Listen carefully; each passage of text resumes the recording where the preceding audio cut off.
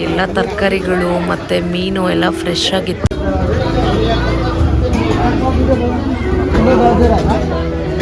ಫ್ರಿಜ್ಜಲ್ಲಿ ಇಟ್ಕೊಂಡ್ರೆ ಒಂದು ವಾರಕ್ಕೆ ಬರುತ್ತೆ ಅಂತ ಹೇಳಿಬಿಟ್ಟು ತಗೊಂಡಿದ್ದೆ.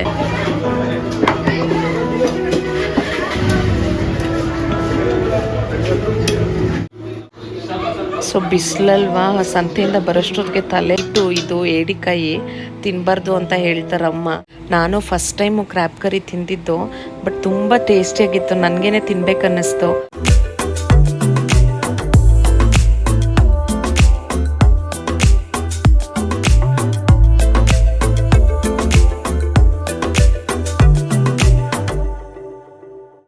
Hi hello friends, welcome back to mister and Mrs Lakshmiran vlogs. ಹೇಗಿದ್ದೀರಿ ಎಲ್ಲರೂ? ನಾವು ಚೆನ್ನಾಗಿದ್ದೀವಿ, ನೀವು ಕೂಡ ತುಂಬಾ ಚೆನ್ನಾಗಿದ್ದೀರಾ ಅಂತ ಭಾವಿಸ್ತೀನಿ. ಇವತ್ತು ಆ್ಯಕ್ಚುಲಿ ಸಂತೆಗೆ ಹೋಗಬೇಕು ಅಂತ ರೆಡಿಯಾಗಿದ್ದೀನಿ. ಬನ್ನಿ ಸಂತೆಗೆ ಹೋಗೋಣ, ಏನೆಲ್ಲ ಸಿಗುತ್ತೆ ನೋಡ್ಕೊಂಬರೋಣ.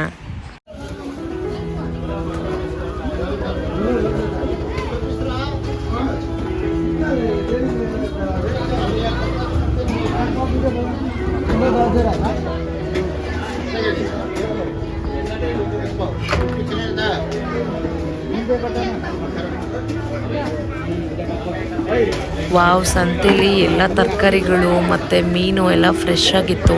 ಏನು ತಗೊಳ್ಳೋದು ಏನು ಬಿಡೋದು ಅಂತಲೇ ಗೊತ್ತಾಗಲಿಲ್ಲ. ಸರಿ ಮೀನು ತೊಗೊಂಡಿದ್ವಿ, ಅದ್ರ ಜೊತೇಲಿ ಕ್ರ್ಯಾಬ್ ಅಂದರೆ ನಮ್ಮ ಮನೆಯವ್ರಿಗೆ ತುಂಬಾ ಇಷ್ಟ.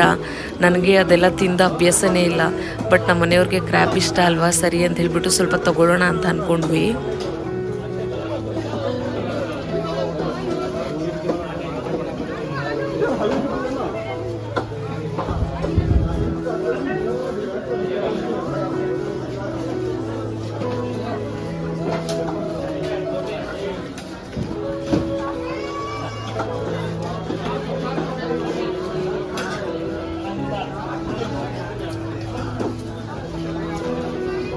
ಕ್ರ್ಯಾಬು 520 ರೂಪೀಸು ಕೆ.ಜಿ ಅಂತೆ. ಸರಿ ಆಯಿತು, 1 ಕೆ.ಜಿ ತೊಗೊಂಡ್ರಾಯ್ತು. ಮತ್ತು ಫಿಶ್ ತೊಗೊಂಡಿದ್ವಿ ಅಲ್ವಾ, ಸೊ ಅದ್ರ ಜೊತೆಲಿದು ಸರಿ ಹೋಗುತ್ತೆ ಅಂತ ಅಂದ್ಕೊಂಡು ಕ್ರ್ಯಾಬ್ ಕೂಡ ತೊಗೊಂಡ್ವಿ. ಅದನ್ನು ಕ್ಲೀನ್ ಮಾಡೋ ಪ್ರಾಸೆಸ್ ನೋಡೋದೇ ಒಂಥರ. ಅದನ್ನು ಎಷ್ಟು ಜೋಪಾನವಾಗಿ ಕ್ಲೀನ್ ಮಾಡ್ತಾರೆ. ಅದು ಕ್ಲೀನ್ ಮಾಡಿದ್ಮೇಲೆನೂ ಅದರಲ್ಲಿ ಮೀಟು ಇಷ್ಟು ಬರುತ್ತಂತೆ. ಅದಕ್ಕೆ ನಮ್ಮ ಮನೆಯವ್ರು ಹೇಳಿದ್ರು, 1 ಕೆ.ಜಿ ತೊಗೊಂಡ್ರು ಅದು ಅರ್ಧ ಕೆ.ಜಿನೂ ತಿನ್ನೋಕ್ಕಾಗಲ್ಲ, 1/4 ಕೆ.ಜಿ ಎಷ್ಟಿರುತ್ತೆ ಅಂತ. हाँ सांबर, हाँ करी के लिए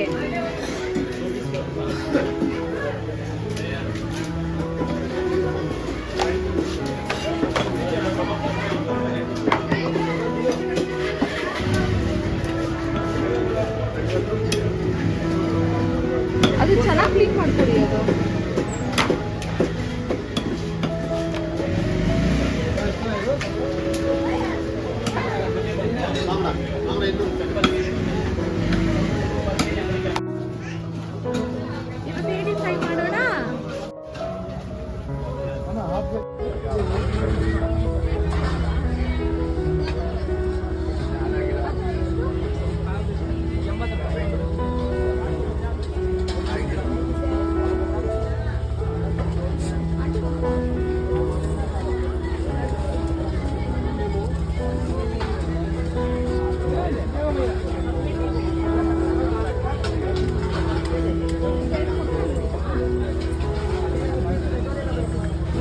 ಆ್ಯಕ್ಚುಲಿ ಅದು ಬುಧವಾರದ ಸಂತೆ ಆಗಿದ್ದರಿಂದ ಜನ ತುಂಬ ಕಮ್ಮಿ ಇದ್ದರು.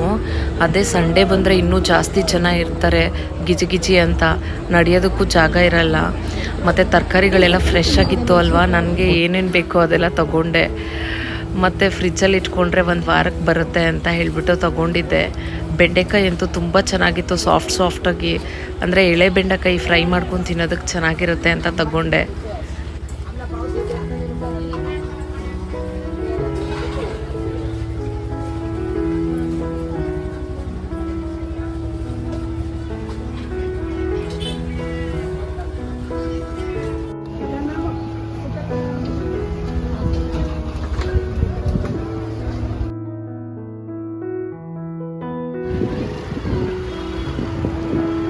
ಇಲ್ಲಿಗೆ ಬರೋಕ್ಕೆ ಮೊದಲು ಆಲ್ರೆಡಿ ನಾವು ರಿಲಯನ್ಸ್ಗೆ ಹೋಗ್ಬಿಟ್ಟು ಬಂದಿದ್ವಿ.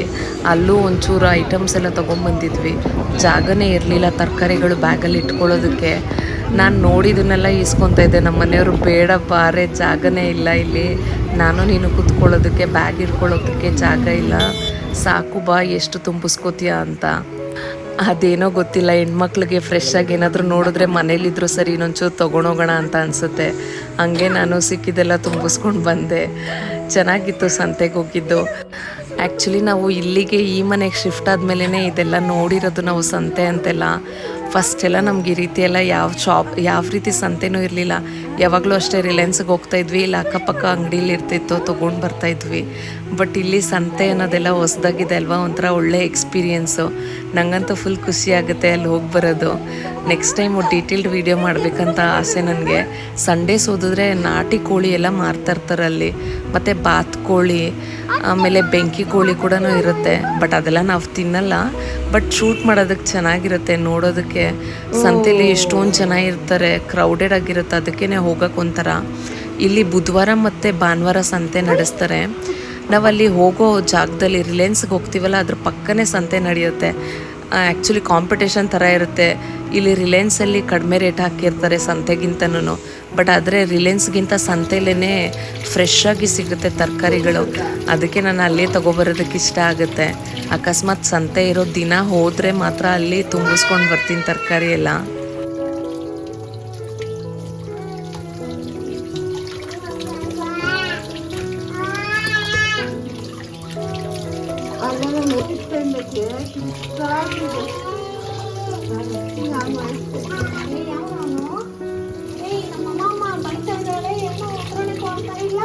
ನನಗೆ ಕ್ರ್ಯಾಬ್ ಕರಿ ಎಲ್ಲ ಅಷ್ಟೊಂದು ಮಾಡೋದಕ್ಕೆ ಬರೋದಿಲ್ಲ.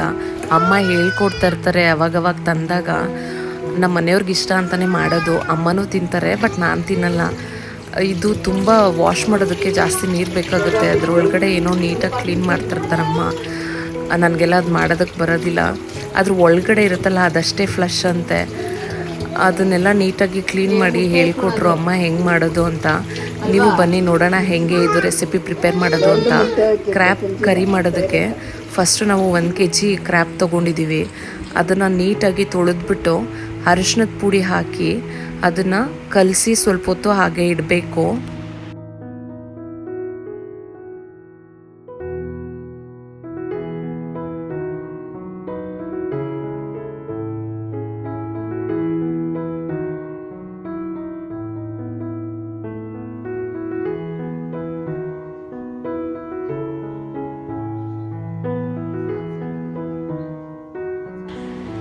ಈಗ ಅರಿಶಿನ ಹಾಕಿಟ್ಟಿದ್ದೀವಲ್ವ ಆ ಕ್ರ್ಯಾಬ್ಗೆ, ಸೊ ಅಚ್ಕಾರದ ಪುಡಿ 2-3 ಸ್ಪೂನು, ಧನಿಯಾ ಪುಡಿ 2-3 ಸ್ಪೂನ್ ಹಾಕಿ ಕಲ್ಲುಪ್ಪು ಹಾಕಿ ನೀಟಾಗಿ ಕಲಿಸ್ಕೊಳ್ತಿದ್ದಾರೆ. ಸೊ ಇದು ಮಸಾಲೆ ಚೆನ್ನಾಗಿ ಹಿಡೀಲಿ ಅಂತ ಈ ರೀತಿ ಮಾಡೋದಂತೆ. ಸೊ ಈ ರೀತಿ ಮಾಡಿದ್ಮೇಲೆ ಸೈಡಲ್ಲಿ ಎತ್ತಿಟ್ಕೊಳ್ಬಿಡ್ಬೇಕು. ಇದಕ್ಕೆ ಈಗ ಮಸಾಲೆ ಹೇಗೆ ರುಬ್ಕೊಳ್ಳೋದು ಅಂತ ನೋಡೋಣ. ಮಿಕ್ಸಿಗೆ ಸ್ವಲ್ಪ ಜೀರಿಗೆ, ಸ್ವಲ್ಪ ಕಾಳು ಮೆಣಸು, ಆಮೇಲೆ 1 ಗಡ್ಡೆ ಬೆಳ್ಳುಳ್ಳಿ ಬಿಡಿಸಿರೋದು, ಆಮೇಲೆ ಕೊತ್ತಂಬರಿ ಸೊಪ್ಪು, ಟೊಮೆಟೊ 2-3, ಅರ್ಧ ನಿಂಬೆಹಣ್ಣು ಗಾತ್ರದಷ್ಟು ಹುಣಸೆ ಹಣ್ಣು, ಆಮೇಲೆ 2 ಮುಷ್ಟಿ ತುರಿದಿರೋ ಅಂಥ ತೆಂಗಿನಕಾಯಿ ತುರಿ. ಸೊ ಇದನ್ನೆಲ್ಲ ಹಾಕ್ಕೊಂಡು ನೀರು ಹಾಕಿ ಮಿಕ್ಸಿ ಮಾಡ್ಕೊಳ್ಬೇಕು. ಇದು ಫೈನ್ ಪೇಸ್ಟಾಗಿ ಬರಬೇಕು ಈ ರೀತಿ. ಈಗ ಒಲೆ ಮೇಲೆ ಒಂದು ಪಾತ್ರೆ ಇಟ್ಟು, ಪಾತ್ರೆ ಕಾದ್ಮೇಲೆ ಅದಕ್ಕೆ ಎಣ್ಣೆ ಹಾಕಿ ಒಂಚೂರು ಸಾಸಿವೆ ಹಾಕಬೇಕು. ಸಾಸಿವೆ ಚಟಪಟ ಅಂತ ಹೇಳಿದ್ಮೇಲೆ ಮೀಡಿಯಮ್ ಗಾತ್ರದಲ್ಲಿರುವಂಥ 1 ಈರುಳ್ಳಿನ ಸಣ್ಣಗೆ ಹೆಚ್ಕೊಂಡು 2-3 ಮೆಣಸಿನ್ಕಾಯಿನ ಉದ್ದುದ್ದ ಸೀಳಿ ಹಾಕ್ಕೊಳ್ಬೇಕು. ಸ್ವಲ್ಪ ಕರ್ಬೇವಿನ ಸೊಪ್ಪು ಹಾಕ್ಕೊಂಡು ಈರುಳ್ಳಿನ ಚೆನ್ನಾಗಿ ಫ್ರೈ ಮಾಡ್ಕೊಳ್ಬೇಕು. ಆಗಲೇ ಮ್ಯಾರಿನೇಟ್ ಮಾಡೋಕ್ಕೆ ಇಟ್ಟಿದ್ದು ಅಂತ ಮಸಾಲೆ ಹಾಕಿರೋವಂಥ ಕ್ರ್ಯಾಬ್ಗಳನ್ನ ಇದರಲ್ಲಿ ಸೇರಿಸ್ಕೊಳ್ಬೇಕು.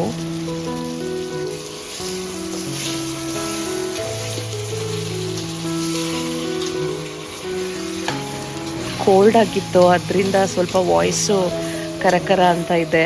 ಸೊ ದಯವಿಟ್ಟು ಅಡ್ಜಸ್ಟ್ ಮಾಡ್ಕೊಳ್ಳಿ. ಮೇ ಬಿ ಇನ್ನೊಂದು 2 ದಿವಸದಲ್ಲಿ ಸರಿ ಹೋಗುತ್ತೆ ಅಂತ ಅನ್ಕೋತೀನಿ. ಈಗ ಬಿಸಿಲು ಕಾಲ ಇರೋದ್ರಿಂದ ಹೀಟು, ಇದು ಏಡಿಕಾಯಿ ತಿನ್ನಬಾರ್ದು ಅಂತ ಹೇಳ್ತಾರಮ್ಮ. ಬಟ್ ಆದರೆ ಒನ್ಸ್ ಇನ್ ಅ ವೈಲ್ ತಿಂದರೆ ಏನೂ ಪ್ರಾಬ್ಲಮ್ ಇಲ್ಲ ಅಂತ ಹೇಳಿಬಿಟ್ಟು ನಮ್ಮ ಮನೆಯವರು ತಗೋ ಅಂತ ಹೇಳಿದ್ರು. ಸೊ ಈಗ ಇದನ್ನು ಚೆನ್ನಾಗಿ ಬಾಡಿಸ್ಕೊಟ್ಮೇಲೆ ನಾವು ಮಿಕ್ಸಿ ಮಾಡ್ಕೊಂಡಿರೋವಂಥ ಮಸಾಲೆನ ಹಾಕಿ ಇದನ್ನು ತಿರುಗಿಸ್ಕೊಡ್ಬೇಕು. ಮ್ಯಾರಿನೇಟ್ ಮಾಡೋವಾಗ ಆಲ್ರೆಡಿ ನಾವು ಉಪ್ಪು ಹಾಕಿದ್ದೀವಿ. ಸೊ ಇನ್ನೂ ಚೂರು ಉಪ್ಪು ಸರಿ ಹೋಗಲಿಲ್ಲ ಅಂದರೆ ಚೆಕ್ ಮಾಡಿಕೊಂಡು ಹಾಕ್ಕೊಳ್ಳಿ. ಇದಕ್ಕೆ ಬೇಕಾದಷ್ಟು ನೀರು ಹಾಕಿ ಕುದಿಲಿಕ್ಕೆ ಬಿಡಬೇಕು.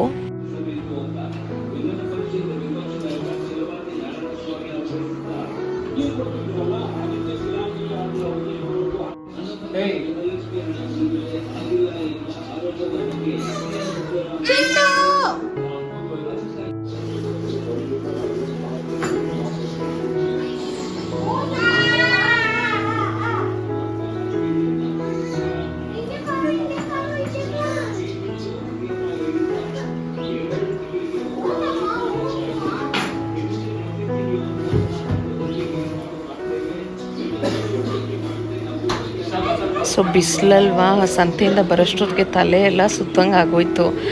ಆಲ್ರೆಡಿ ಅಡುಗೆ ಮಾಡ್ತಿದ್ದಾರೆ, ಅಷ್ಟು ಬೇರೆ ಆಗ್ತಾಯಿತ್ತು. ಸರಿ ವಾಟರ್ ಮೆಲನ್ ತಂದಿದ್ವಿ ರಿಲಯನ್ಸಿಂದ, ತಿನ್ಕೊಂಬಿಡೋಣ ಅದು ಅಡುಗೆ ಆಗೋಷ್ಟೊತ್ತಿಗೆ ಅಂದ್ಕೊಂಡು ನಮ್ಮ ಮನೆಯವ್ರು ಕಟ್ ಮಾಡಿಕೊಡ್ತಾಯಿದ್ರು. ಪಾಪುಗೆ ವಾಟರ್ ಮೆಲನ್ ಅಂದರೆ ತುಂಬ ಇಷ್ಟ. ಸೊ ಮಕ್ಕಳಿಗೆ ವಾಟರ್ ಮೆಲನ್ ಕೊಡುವಾಗ ಅದರಲ್ಲಿರುವಂಥ ಸೀಡ್ಸು ಮೇ ಬಿ ನುಂಗ್ಬಿಡ್ತಾರೆ, ಪ್ರಾಬ್ಲಮ್ ಆಗುತ್ತೆ. ಅದಕ್ಕೆ ಚೋಕ್ ಆಗಿಬಿಟ್ರೆ ಪ್ರಾಬ್ಲಮ್ ಅಂತ ಹೇಳಿಬಿಟ್ಟು ನಾನು ಅವನಿಗೆ ಈ ರೀತಿ ಟೀತದ್ದು ಬರುತ್ತೆ, ಅದರೊಳಗಡೆ ಹಾಕಿ ಕೊಡ್ತೀನಿ. ಫ್ರೂಟ್ಸ್ ಏನಾದರೂ ಇದ್ದರೆ ಇದರಲ್ಲಿ ಹಾಕಿ ಕೊಟ್ಟರೆ ಅವ್ನು ಕಚ್ಕೊಂಡು ತಿಂತಾ ಇರ್ತಾನೆ. ಸೊ ಮಕ್ಕಳು ತಿನ್ನೋದಕ್ಕೆ ಚೆನ್ನಾಗಿ ಇಷ್ಟನೂ ಪಡ್ತಾರೆ. ಮತ್ತು ಟೀತ್ಸ್ ಬರೋವಾಗ ಅವ್ರಿಗೆ ಒಂಥರ ಹಲ್ಲೆಲ್ಲ ನೆವೆ ಆಗ್ತಾ ಇರುತ್ತಲ್ವ, ಏನಾದರೂ ಕಚ್ಚೋಣ ಅನ್ನಿಸ್ತಾ ಇರುತ್ತೆ.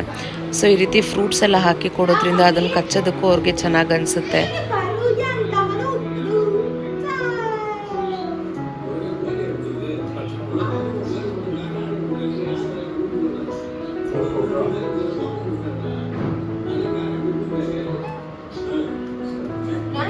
ನನ್ನ ಕ್ರ್ಯಾಬೇ ಟೇಸ್ಟ್ ಮಾಡಿಲ್ಲ.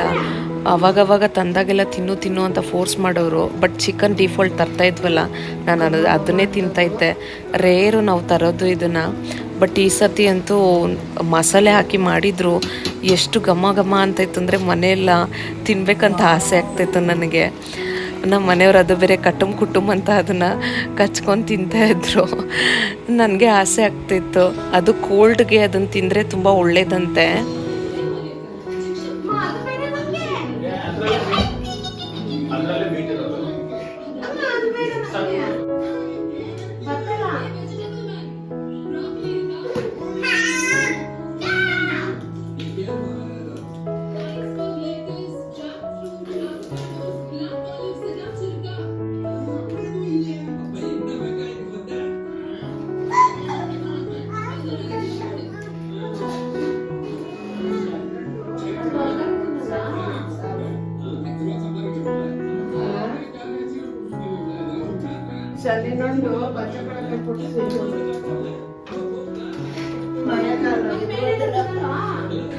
ನನಗಂತೂ ಅದನ್ನು ಕಚ್ಕೊಂಡು ತಿನ್ನೋಕ್ಕೂ ಬರೋದಿಲ್ಲ.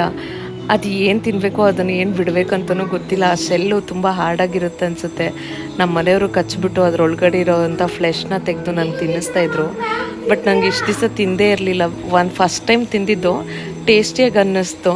ಕರಿ ಕೂಡ ಚೆನ್ನಾಗಿ ಮಾಡಿದರು ಅಮ್ಮ, ಯಮ್ಮಿಯಾಗಿ ಬಂದಿತ್ತು.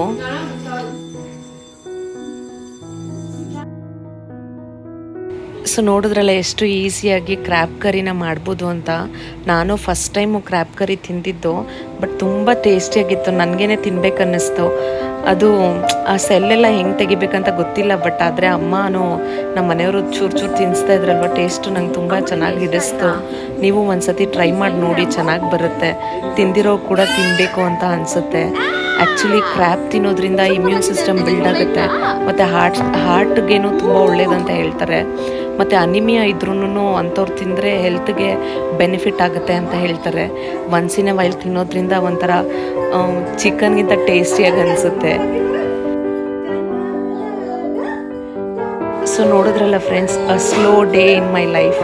ತುಂಬ ಚೆನ್ನಾಗಿತ್ತು ಸಂತೆಗೆ ಹೋಗಿದ್ದ ಎಕ್ಸ್ಪೀರಿಯೆನ್ಸು, ಮತ್ತು ಫಸ್ಟ್ ಟೈಮ್ ಕ್ರ್ಯಾಬ್ ತಿಂದಿದ್ದು. ಈ ವ್ಲಾಗು ನಿಮಗೆ ಇಷ್ಟ ಆಗಿದೆ ಅಂತ ಬಯಸ್ತೀನಿ. ಈ ವ್ಲಾಗು ನಿಮಗೆ ಇಷ್ಟ ಆಗಿದ್ದರೆ ದಯವಿಟ್ಟು ಒಂದು ಲೈಕ್ ಮಾಡಿ, ಶೇರ್ ಮಾಡಿ ಮತ್ತು ಕಮೆಂಟ್ ಮಾಡಿ. ನಮ್ಮ ಚಾನಲ್ಗೆ ಸಬ್ಸ್ಕ್ರೈಬ್ ಮಾಡಿ. Thank you for watching. Will catch you in next vlog.